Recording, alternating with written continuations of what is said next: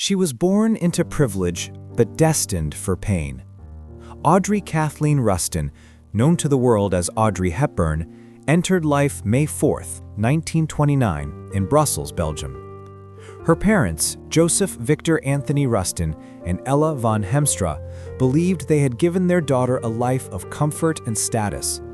Her mother was a Dutch baroness, her father an English banker with charm, discipline, and an obsession with perfection.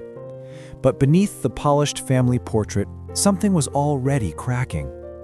Audrey's father was strict, emotionally distant, and quick to anger.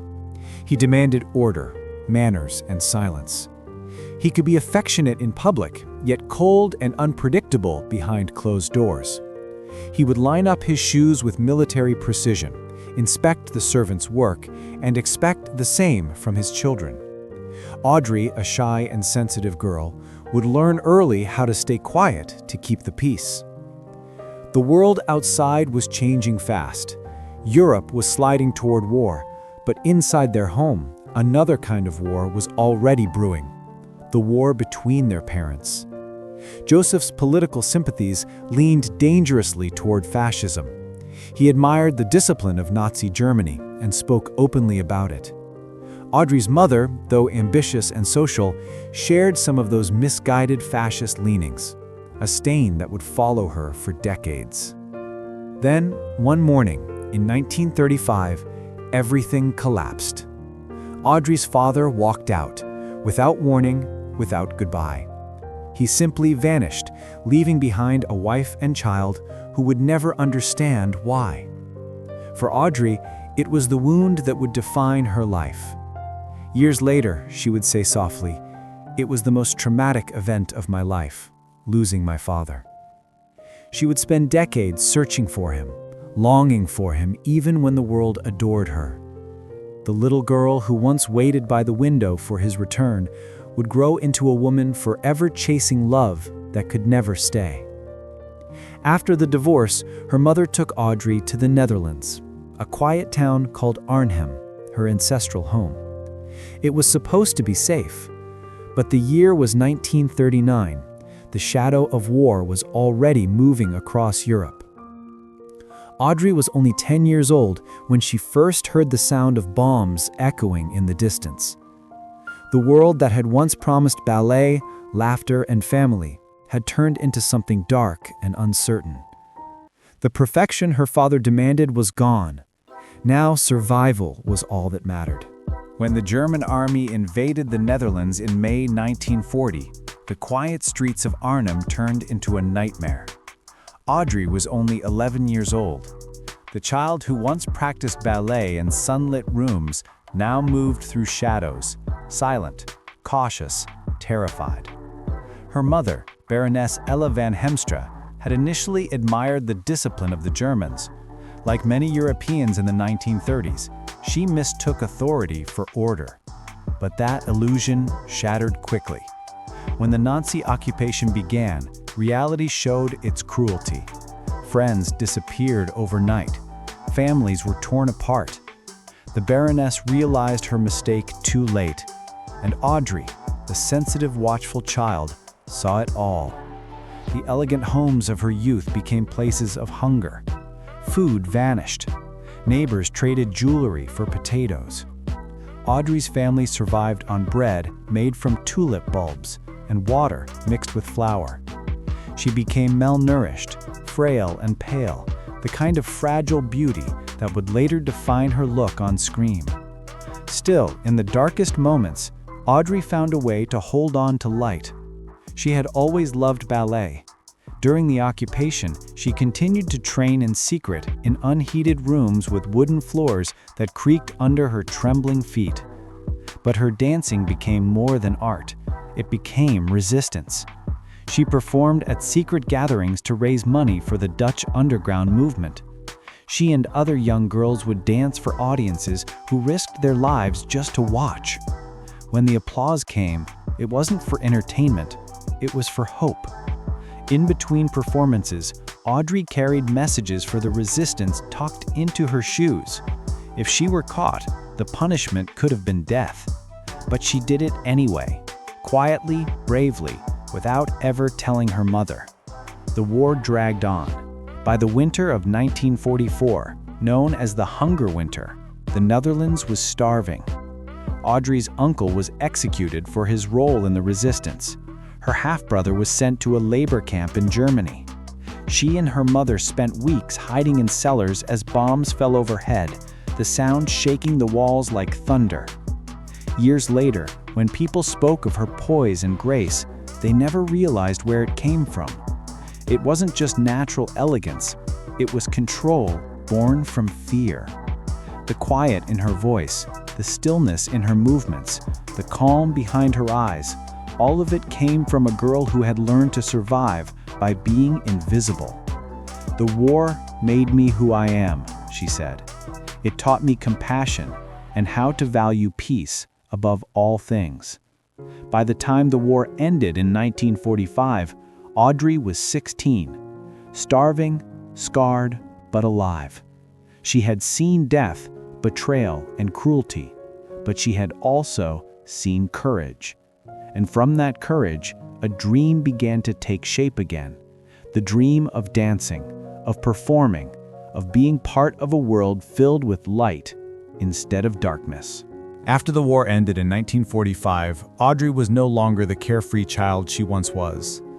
Hunger had hollowed her face, fear had settled in her bones. But within her, something unbreakable had survived, a quiet determination to live beautifully, even after seeing so much ugliness. She returned to her first love, ballet. Under the guidance of Sonia Gaskell in Amsterdam and later Marie Rambert in London, she practiced relentlessly. Yet her war-torn body, weakened by years of malnutrition, betrayed her. She realized she would never become a prima ballerina. It was a heartbreaking truth for a girl who once danced through the darkness to stay alive. So she turned to acting, first out of practicality, then out of destiny. She took small parts as a chorus girl in West End musicals in high-button shoes and sauce tartare. Her presence was magnetic, even in silence. Directors noticed the tall, slender girl with the haunted eyes. In 1951, fate intervened. Audrey was cast in a small role in the French film Monte Carlo Baby. While filming in the south of France, she met Colette, the famous French novelist. Colette was captivated. She saw in Audrey the exact image of her beloved character, Gigi. Without hesitation, Colette declared, "Voila, there's our Gigi." Soon, Audrey was on Broadway, starring in Gigi, 1951. The audiences adored her. Critics called her a revelation. But even then, she remained humble.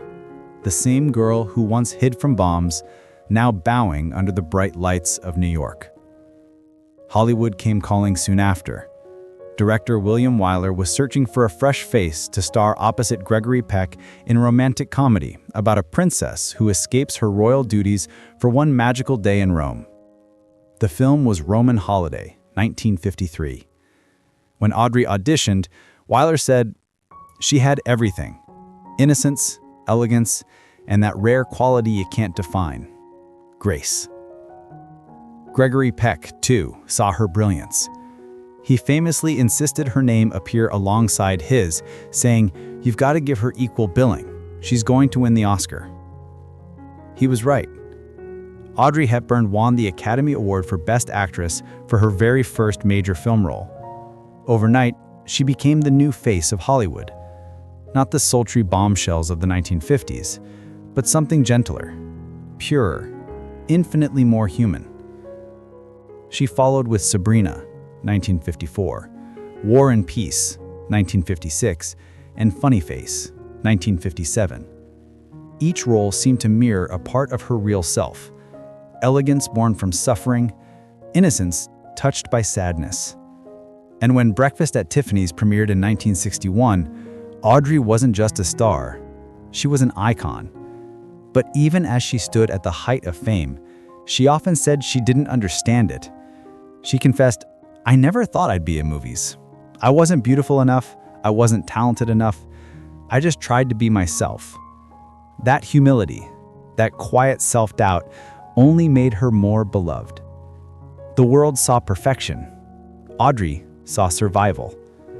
Every step she took in front of a camera carried the weight of the girl who once danced for freedom and now danced for hope. At the height of her fame, Audrey Hepburn seemed untouchable, the image of grace, the dream of an entire generation. But behind the flawless poise was a woman quietly breaking. The same heart that made her beloved on screen was the one that would betray her off it. In 1954, she married Mel Ferrer, an actor and director with a commanding presence and a mysterious air. To outsiders, they were the perfect pair, the elegant muse and the sophisticated artist. But those who knew them well saw the imbalance from the beginning. Mel was controlling, intense, and often jealous of Audrey's success. He wanted to mold her, to direct her career, and to shape her image as if she were one of his stage productions. Audrey, who had spent her childhood yearning for protection, mistook his dominance for strength. She once said, "He needed me to make him feel strong, and I needed him to make me feel safe." Together they starred in War and Peace, 1956, playing lovers caught in the chaos of history, but their real-life story was far less romantic. Audrey longed for children, for the family she never truly had. But after several miscarriages, her health began to fail.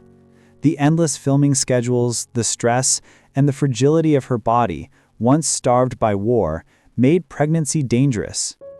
When she finally gave birth to her son Sean in 1960, she called it the miracle of my life.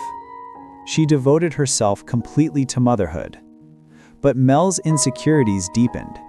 He resented her fame, her independence, her ability to capture hearts around the world while he faded into the background. The marriage began to crumble. There were whispers of infidelity, long silences, and emotional distance. The woman the world saw as flawless was now living in quiet sorrow, smiling for cameras, crying behind closed doors. By 1968, the fairy tale was over. Audrey divorced Ferrer after 14 years of marriage. She was exhausted, fragile, and lonely once again. Yet she still believed in love. A year later, she married Andrea Dotti, an Italian psychiatrist who promised her peace. For a time, she found it, strolling the streets of Rome, raising their son Luca, trying to live as an ordinary woman. But old patterns returned. Dotti, charming and restless, was unfaithful. Paparazzi caught him with younger women, and the headlines were cruel. Audrey endured it all with quiet dignity. She didn't fight, didn't rage. She simply withdrew, further and further away from the world that adored her. "I tried to build the perfect life," she said softly, "but perfection costs too much." The woman who had embodied eternal grace was now learning that grace alone could not save a heart from breaking. She had given everything, to her art, her lovers, her family, but in return she was left with emptiness. Hollywood continued to call, offering new roles, new dreams, but Audrey no longer cared for the applause. The cameras had taken too much. She was searching for something purer, something she had lost long ago, the peace she had known only in fleeting moments of kindness and compassion. And soon she would find it again, not in studios or scripts, but in the most unexpected place, the forgotten corners of the world. By the late 1960s, Audrey Hepburn was tired, not just of the cameras, but of herself within them. The roles, the fame, the endless applause, none of it filled the silence that had grown inside her. She had become what the world wanted her to be, but lost touch with who she truly was. So, in the early 1970s, she did the unthinkable. She walked away from Hollywood. She left the red carpets, the flashbulbs, the interviews, and retreated to a quiet farmhouse in Tollechenes, Switzerland, far from the noise of fame. To the world, it looked like retirement. To Audrey, it was recovery. She devoted herself entirely to her sons, Sean and Luca. She cooked for them, gardened with them, and read them bedtime stories every night. After years of playing princesses and dream girls, she finally lived a role she had always wanted, a mother, a simple woman, unguarded and free. But the world had not forgotten her. In the 1980s, Audrey was approached by UNICEF, the United Nations agency that helps children in need. They wanted her to lend her name, her voice, her presence. At first she hesitated. She said, "I'm not sure I deserve to be a spokesperson for anything." But when she visited refugee camps and villages in Ethiopia, Somalia, Bangladesh, and Vietnam, something within her awakened. The faces of starving children brought back the ghosts of her own past, the hunger, the fear, the helplessness of wartime Holland. She saw herself in them, the same wide eyes, the same quiet suffering. From that moment, Audrey's purpose changed.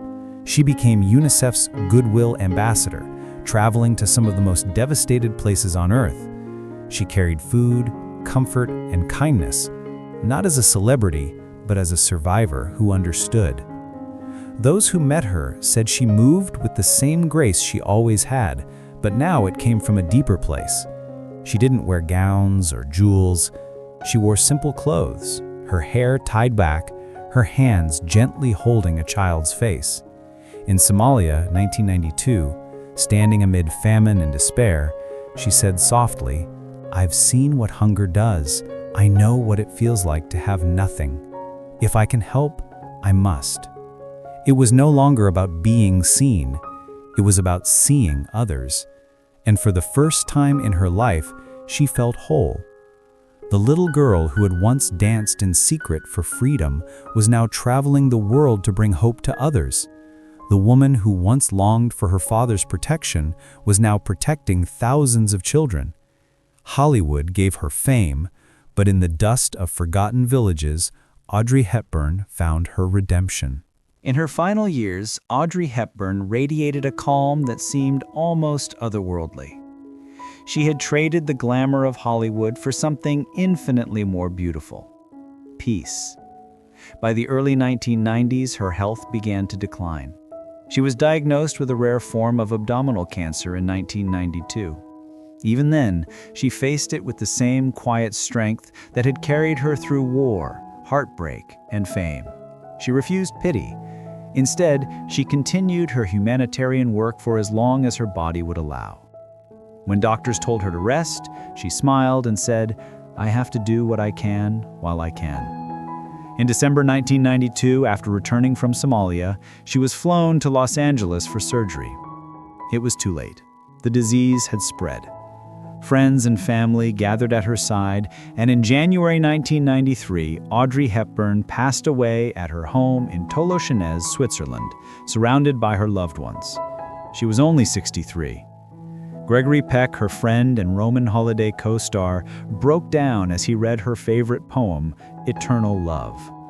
The world mourned not just the loss of a movie star, but of something purer, a symbol of goodness, grace, and quiet dignity.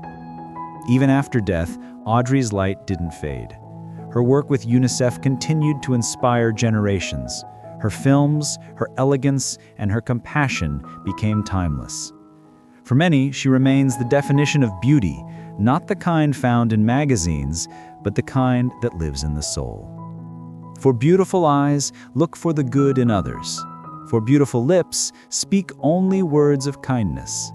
And for poise, walk with the knowledge that you are never alone. Those words, once spoken by Audrey, became her legacy, a guide for how to live with heart and humility in a world obsessed with perfection. Today, she rests beneath a simple white cross in the small Swiss cemetery of Tolochenaz. No marble statue, no golden plaque, just a name carved gently in stone: Audrey Hepburn. And every spring, people still come, leaving tulips, daisies, and notes of gratitude. They come not to mourn, but to remember. Because Audrey Hepburn was never just a star. She was a reminder that true beauty shines brightest in kindness, and that even the gentlest souls can change the world. Her light never faded. It simply became part of the world she loved so much. Audrey Hepburn was more than a star.